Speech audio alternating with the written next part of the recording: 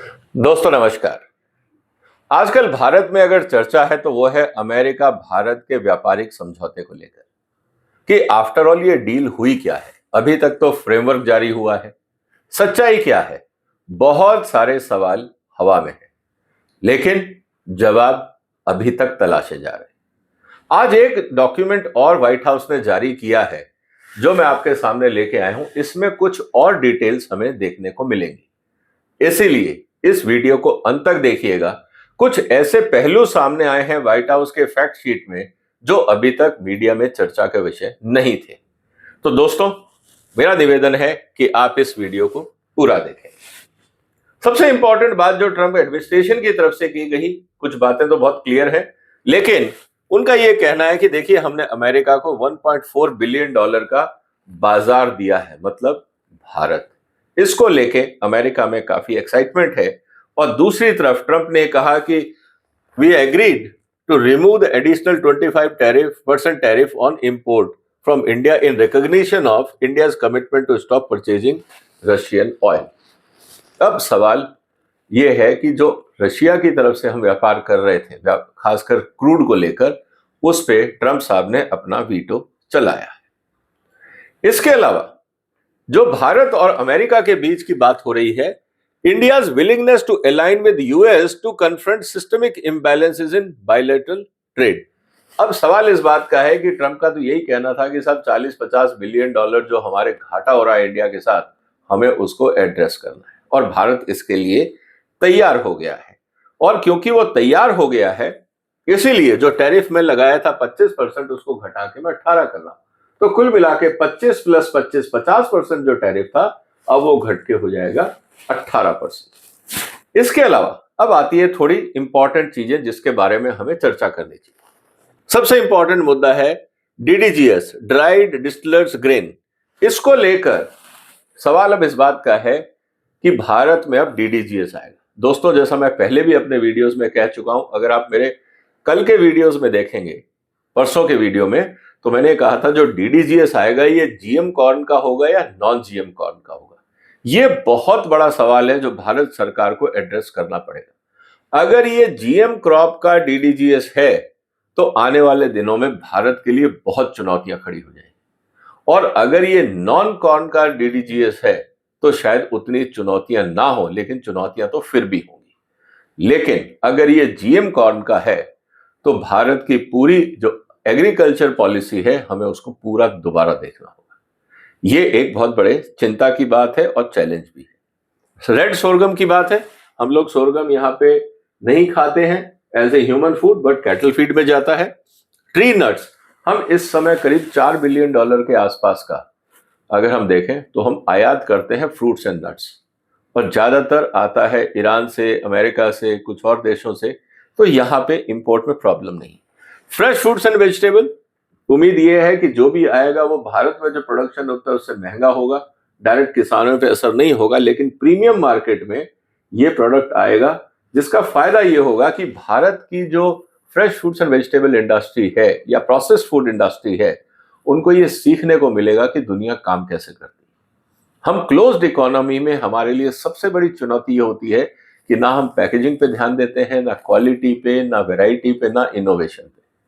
हम जो चीज धरने से चली जा रही है, हम सोचते हैं कि कंज्यूमर बस वही खाता रहेगा और हम बिना दिमाग लगाए प्रॉफिट कमाते रहेंगे, और अगर प्रॉफिट कम हो गया तो हम उसमें मिलावट कर देंगे। अब ये चुनौतियां खत्म हो जाएंगी कंज्यूमर के लिए। ये कंज्यूमर के लिए फायदा होगा और इंडस्ट्री को अपग्रेड होना पड़ेगा। सर्टेन पल्सेस, जो पल्सेस आज हमारे हिंदुस्तान में हम इंपोर्ट कर रहे हैं, क्योंकि जितनी हमारी रिक्वायरमेंट है उतना पैदा नहीं कर पा रहे, क्योंकि हमारे यहाँ जो पल्सेस की प्रोडक्टिविटी है वो बहुत कम है। उस पर अभी तक कोई बहुत ज्यादा हमने रिसर्च में ध्यान नहीं दिया है। कहने को हम हर साल 100-150 नए वैरायटी और बीज निकाल देते हैं, लेकिन हम आज भी अपनी प्रोडक्टिविटी को वर्ल्ड क्लास नहीं बना पाए। तो ये एक चुनौती है। हो सकता है कि इससे कुछ डोमेस्टिक सुधार हो। सोयाबीन ऑयल आज भी हम मंगा रहे हैं। वाइन एंड स्पिरिट आज भी आती है, लेकिन महंगी पड़ती है। आपने एयरपोर्ट्स में ड्यूटी फ्री शॉप्स में देखा होगा कि ड्यूटी फ्री होने के बाद भी कितनी महंगी। तो उसका कारण ये है कि हमारे यहाँ पे टैरिफ्स प्रॉब्लम्स हैं, और अगर ये सस्ती होती हैं तो ये कंपटीशन होगा इंडिया के डोमेस्टिक प्रीमियम ब्रांड का विद इंपोर्टेड लीकर। अब ये कंज्यूमर को सोचना है वो क्या करे। और जो एडिशनल प्रोडक्ट हैं, ये एक ग्रे एरिया है, ये एडिशनल प्रोडक्ट्स क्या है, इसको डिटेल के लिए हमें और इंतजार करना होगा। दूसरी तरफ ये कहा गया है कि भारत $500 बिलियन का माल खरीदेगा जिसमें एग्रीकल्चर प्रोडक्ट है, जो ऊपर लिखे हुए हैं वो शामिल है। India will address non tariff barriers that affect bilateral trade in priority area. Non tariff barrier हमारे से ज्यादा अमेरिका में। क्या भारत सरकार के पास वो एजेंडा तैयार है कि कौन कौन से नॉन टैरिफ बैरियर हम हटाएंगे? इनफैक्ट 20 फरवरी से, इसी महीने से अमेरिका का एक कानून और लागू हो रहा है जो है ट्रेसेबिलिटी को लेकर। कहने का मतलब यह है कि अमेरिका अपने कानूनों को यह कह के जस्टिफाई कर पाएगा कि यह हमारे यहां पे फूड सेफ्टी और एनवायरमेंट प्रोटेक्शन के लिए है। भारत के पास क्या जवाब है? और हमारे यहां जो नॉन टैरिफ बैरियर है वो क्या है? क्योंकि हमारे यहां जो क्वालिटी स्टैंडर्ड्स हैं, हमारे यहां तो ग्रेडिंग तक हम लोग नहीं करते मंडियों में, तो हमारे लिए चुनौतियां ज्यादा हैं और हमें अपने घर को सुधारना होगा अगर इस डील में हमें सरवाइव करना है। इसके अलावा जो रूल ऑफ ओरिजिन है, negotiated rules of origin that ensures that agreed benefit accrue to predominantly for US and India. अगर हम ज्वेलरी की बात करें तो 80% जो मटेरियल है वो इंपोर्टेड है।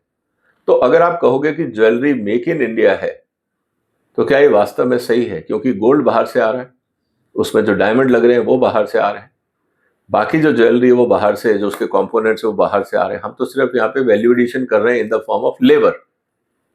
क्या आप इसको वैल्यू एडिशन मानोगे या रूल ऑफ ओरिजिन को लेकर इसमें विवाद होगा? ये एक मुद्दा है जिसको डिटेल में समझना जरूरी होगा। एक और इंपॉर्टेंट एस्पेक्ट जो सामने आया वो है डिजिटल टैक्स, जो सर्विसेज टैक्स को लेकर। जो सोशल मीडिया प्लेटफॉर्म्स हैं, इसमें जो भी टैक्सेशन होता है, अभी करीब हम 2% के आसपास टैक्स लगाते हैं। 4,000 करोड़ रुपए भारत सरकार को इसमें से आमदनी होती है। ट्रंप का यह कहना है कि आप ये टैक्स हटाइए। मतलब जो अमेरिका की आईटी कंपनीज है वो भारत में पूरी तरह से खुला घूमें, पूरा कमाएं, जो करना है उनको यहां करें। ना आपकी वहां पे हम पाबंदी चाहते हैं, ना टैक्सेशन चाहते हैं। इसका मतलब अमेरिका में बैठ के भारत के कंज्यूमर्स को कैसे एक्सप्लॉइट करना है, ये इस डील में लिखा हुआ है। हमारे पास क्योंकि कोई सोशल मीडिया प्लेटफॉर्म ही नहीं है भारत का जो अमेरिका में चले, तो भारत सरकार को क्या है, कोई ऐसी नीति नहीं बनानी चाहिए मिनिस्ट्री ऑफ इंफॉर्मेशन ब्रॉडकास्टिंग को कि हम भी कुछ ऐसे सोशल मीडिया प्लेटफॉर्म डेवलप करें जैसे चाइना ने किए हैं या यूरोप ने किए हैं। भारत में भी ऐसे हो ताकि जो इंडियन डायस्पोरा है वो उसको इस्तेमाल करे, भारत की कंपनियां आगे बढ़े, हमारी कंपनियों को भी अमेरिका में रेवेन्यू मिले और उस पर अमेरिका टैक्स ना लगाए। क्या ये जरूर नहीं होना चाहिए?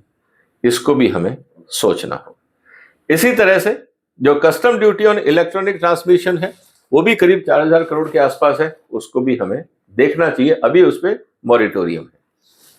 इंडिया एंड यूएस की अगर हम बात कर रहे हैं तो significantly increases bilateral trade in technology product. ये एक एरिया है जहां दोनों देशों का जॉइंट वेंचर और खासकर भारत को जरूरत है। तो मुझे लगता है ये एक अच्छा कदम है। तो कुल मिलाकर ट्रंप का ये कहना है कि एग्रीकल्चर पे पहले 37% प्रोडक्ट लगता था, इसको परसेंट जो टैरिफ लगता था इसको हमने 0 कर दिया। और बहुत सारे प्रोडक्ट्स जो ऑटो कंपोनेंट्स थे जो 100+ जिन पे ड्यूटी लगती थी, उनको भी हम ऑलमोस्ट 0 पे ले आए। ये है ट्रंप का एक्शन प्लान, जिसको हमें देखना होगा आने वाले दिनों में। इसके अलावा ये भी कहा गया कि कमिंग वीक्स में हम इस एजेंडा को फाइनल करेंगे, इस फ्रेमवर्क को, ताकि दोनों देशों को इसका फायदा मिल सके।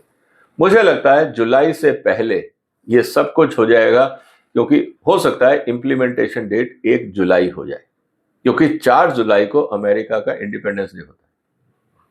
उससे पहले ट्रंप हो सकता है कि ये घोषणा करें कि देखिए मैंने आपको पहले जो फ्रीडम था 2 अप्रैल का, अब मैंने उसको बढ़ा के कर दिया है access to market of 1.4 billion, और इंडिपेंडेंस डे से जो सेलिब्रेशन वो करते हैं 4 जुलाई को, उससे पहले ये चाहेंगे कि एग्रीमेंट फाइनल हो जाए। इसके अलावा जो और मुद्दों पे चर्चा होनी है वो है tariff barriers, additional non tariff barriers, technical barriers to trade, customs and trade facilitation, good regulatory practices, trade mediation remedies, services and investments, intellectual property, labour, environment, government procurement, trade distortion और unfair trade practices of state owned enterprises.